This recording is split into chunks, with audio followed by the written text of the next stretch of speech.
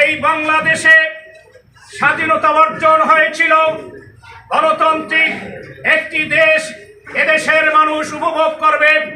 কিন্তু পর্যায়ক্রমে আমরা কি দেখলাম, 54 বছর ধরে বাংলাদেশ বিভিন্ন সরকার দেশকে পরিচালনা করলেও এদেশের মানুষ সুখ এবং শান্তি ভোগ করতে পারেনি।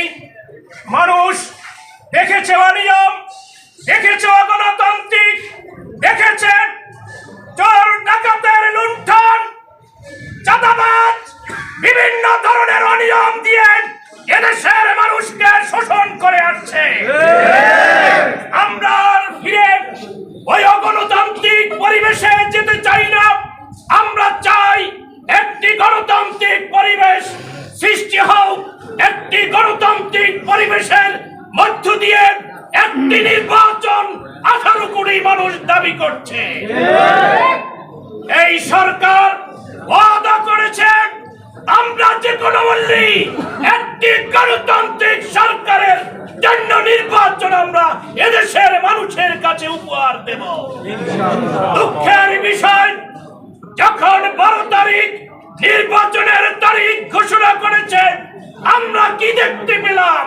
12 তারিখই জুলাই যুদ্ধ, বাংলাদেশের 18 কোটি মানুষের নেতা হাদিকে হত্যা করা হয়েছে এবং এদেশের মানুষের গণতান্ত্রিক পরিবেশকে আবারও একবার ভুলুণ্ঠিত করেছে।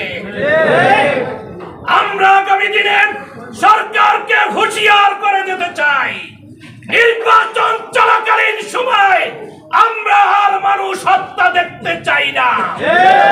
গণতান্ত্রিক পরিবেশে মানুষ খুন হোক, এটা আমরা চাই না।